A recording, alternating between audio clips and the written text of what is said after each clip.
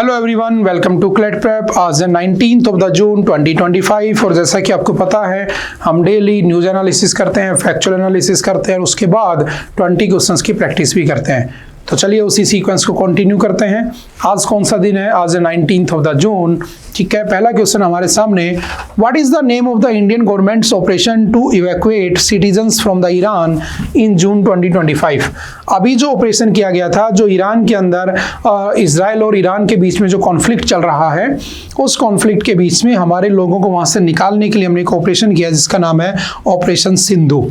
और हमने ये कहां पर किया, याद रखना, ईरान के अंदर किया है। तो ये इसका राइट आंसर हो जाएगा ऑपरेशन सी, सिंधु। चलते next. The performance grading index PGI, which assess the performance of the school education system in Indian states, was launched in which year and by which ministry? किस ministry ने performance grading index को launch किया है? हमने editorial में discuss किया था, अभी उसका एक इंडेक्स आया है। ठीक है, PGI 2, उसके अंदर सबसे टॉप पर रहा है चंडीगढ़, सबसे लास्ट रहा है मेघालय। तो पूछ रहा है कि इसको कौन सी मिनिस्ट्री लॉन्च करती है, तो याद रखना मिनिस्ट्री ऑफ एजुकेशन। और कब ये आया था? तो 2017 में पहली बार इसको लॉन्च किया गया था। ठीक है, option number B is the right answer. चलते next. When will the FASTag based annual pass price 3000 rupees be launched in India? कब से 3000 रुपए में आप एक साल का फास्टैग रिचार्ज करा लोगे और वो साल भर चलेगा? तो कब से लॉन्च होगा? तो ये भी हमने एडिटोरियल में डिस्कस किया था। 15th of August 2025 से वो इंप्लीमेंट हो जाएगी स्कीम। तो option number B is the right answer. Smile, support for the marginalized individual for livelihood and enterprise scheme is an initiative of which ministry? किस मिनिस्ट्री के अंडर में स्माइल स्कीम आती है? तो आपको नाम से पता चल रहा होगा, ministry of social justice and empowerment. Option number A is the right answer. Which two countries have the largest number of the nuclear weapons as per the CIPRI yearbook 2025? What is CIPRI? CIPRI का मतलब है Stockholm International Peace Research Institute, जो बना था 1966 में, headquarter है उसका Stockholm Sweden में। तो इसके अकॉर्डिंग सबसे ज्यादा न्यूक्लियर वेपन किसके पास है? तो याद रखना आपका रशिया और यूएसए के पास। Option number B is the right answer. Mount Lewotobi Laki Laki that was recently seen in the news. याद रखना ये जो आपका वोल्केनो है ये आपका इंडोनेशिया में है और ये इरप्ट हो गया है।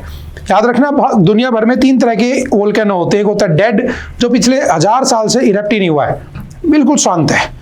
एक होता है डोरमेट, जो 100, 200, 300 साल में इरप्ट हो जाता है। एक होता है एक्टिव, जो हमेशा एक्टिव रहता है।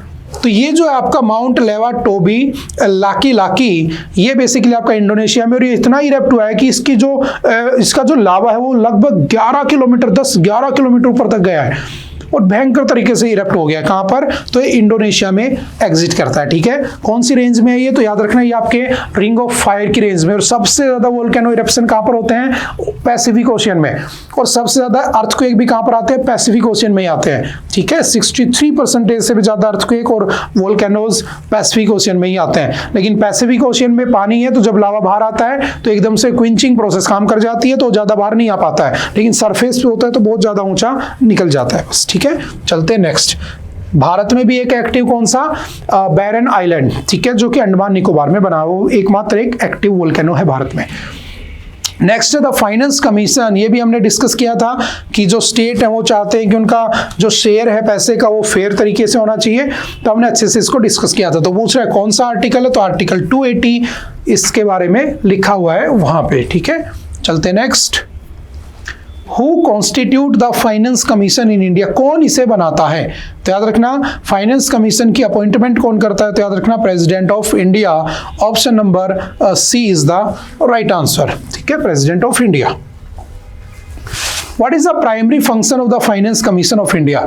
क्या होता है उसका प्राइमरी फंक्शन? तो उसका फंक्शन होता है कि स्टेट और यूनियन के बीच में पैसे का एलोकेशन करना। और आज के दिन ये कितना रिकमेंडेड है? 41% रिकमेंडेड है। ठीक है, देते कम है वो बात की बात है। साउथ वाले स्टेट इसको 50% डिमांड करने की बात कर रहे हो, साउथ वाले नहीं। हमने एडिटोरियल में पढ़ा था इवन 22 स्टेट चाहते हैं लगभग, जो कुछ बीजेपी रूल्ड है वो भी चाहते हैं कि ये शेयर बढ़ाया जाए। ठीक है, ताकि स्टेट को थोड़ा मजबूत किया जा सके। As per the 15th finance commission, कौन है तुम्हारे 15th finance commission? NK Singh, Nand Kumar Singh. पहले थे KC नियोगी, क्षितिज चंद्र नियोगी, अगले हैं अरविंद पनगड़िया, ठीक है, जिनके ऊपर वो न्यूज हमने पढ़ी थी। What is the recommended share of the states in the central taxes for the period including 2025? तो कितना है? 41%, ठीक है। चलते हैं next. What does Article 51 of the United Nations Charter primarily deal with? ये भी हमने एडिटोरियल डिस्कस किया था कि जो आपका यूनाइटेड नेशन है उसका आर्टिकल 51 क्या कहता है? वो कहता है कि अगर कोई देश तुम्हारे ऊपर अटैक करता है तो आप अपने सेल्फ डिफेंस में अटैक कर सकते हो, लेकिन आप आगे से अटैक नहीं करोगे। तो ये कहता है the right, option number B is the right answer, the right of the collective और the individual self defence against armed attack. क्योंकि ईरान ने जब इजराइल पे अटैक किया तो पहले इजराइल ने ईरान पे अटैक किया था, तो कुछ लोगों का कहना है, कुछ देशों का, कि इजराइल ने क्यों अटैक किया, क्योंकि पहले इजराइल ने की होती है, ठीक है, उसने इसका वॉयलेशन किया, तो उसी के ऊपर हमने एडिटोरियल डिस्कस किया था। The G7 Summit 2025 was hosted by which country in June 2025? जून 2025 में G7 कहाँ पर हुई है? तो आपको पता है कनाडा में, ठीक है, जहाँ पर ये सारे लोग पहुंचे होते हैं। चलते हैं next. Why is Russia currently not a member of G7? Russia उसका मेंबर क्यों नहीं है? तो याद रखना, रशिया उसका मेंबर था, पहले ये G7 होता था, एक जुड़ा था, G8 हो गया था, और रशिया जो इसमें जुड़ा था, रशिया ज्वाइंड G7 इन 1998, लेकिन आगे चल के रशिया ने 2014 में किसको अनेक्स कर लिया था? क्रीमिया को, तो इसे वहां से निकाल दिया गया था, ठीक है। तो option number B is the right answer. Where is the headquarter of the International Civil Aviation Organization? आपका जो इंटरनेशनल सिविल एविएशन ऑर्गेनाइजेशन है, जो पूरी दुनिया में जो एयर ट्रैवल है उसको क्या करता है? रूल्स रेगुलेशंस बनाता है, जिसके फॉलो नहीं करने के कारण उत्तराखंड में इंसिडेंट होते नजर आ रहे हैं, केदारनाथ में कभी कहीं पर हेलीकॉप्टर क्रैश होते जा रहे हैं, तो वहां से हमने इस चीज को पढ़ा था। तो बताओ इसका हेडक्वार्टर कहाँ पे है? तो ऑप्शन नंबर बी मॉन्ट्रियल, जो कि कनाडा में है, तो option number B is the right answer.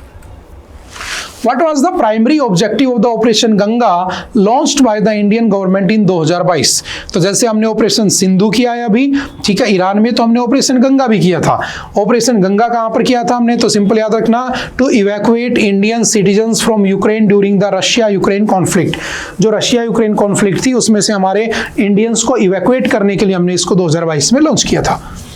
What was the aim of the operation दोस्त? हमने दोस्त, आपने कहा था ना, दोस्ती किसने नहीं निभाई? टर्की ने, क्योंकि टर्की में जब अर्थक्वेक आया था तो हमने वहां पर हेल्प पहुंचाई होती है, उसके बाद भी उसने हमारी हेल्प नहीं की, और पाकिस्तान की हेल्प करता है, इसीलिए हम साइप्रस चले जाते हैं, ठीक है, मोदी जी। चलते हैं next.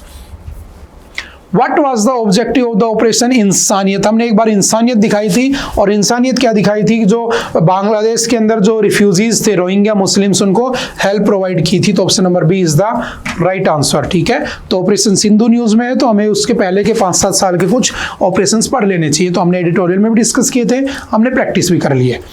The MNREGA, Mahatma Gandhi national rural employment guarantee act, which guarantees 100 days of the wage employment in the rural areas was enacted in which year? कब आया था? 2005 में आया होता है, ठीक है, जो तुम्हें गारंटी देता है 100 दिन के काम की।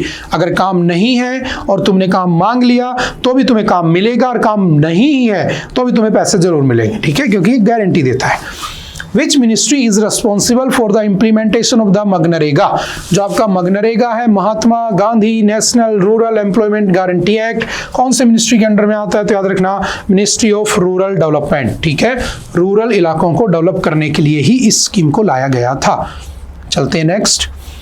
FASTag was launched by India. अभी फास्टैग की न्यूज हमने पढ़ी थी कि उसको 15 अगस्त से 3000 रुपए का ईयरली पास उसमें बना दिया जाएगा। तो कौन लेकर आया था फास्टैग? तो पता होना चाहिए, national highway authority of India इसको लेकर आती है। बताना कौन से ईयर में इसको लाया जाता है, ठीक है, इसका ईयर कौन सा था। चलते हैं नेक्स्ट। आई थिंक आज के लिए इतना ही था। आई होप कि आपको बातें समझ में आई होंगी। फिर भी अगर किसी तरह का कोई डाउट रहता है तो आप आकर पूछ सकते हो, मिल सकते हो। मिलते हैं दोबारा से फिर कभी। Okay, bye bye, thank you, have a nice day.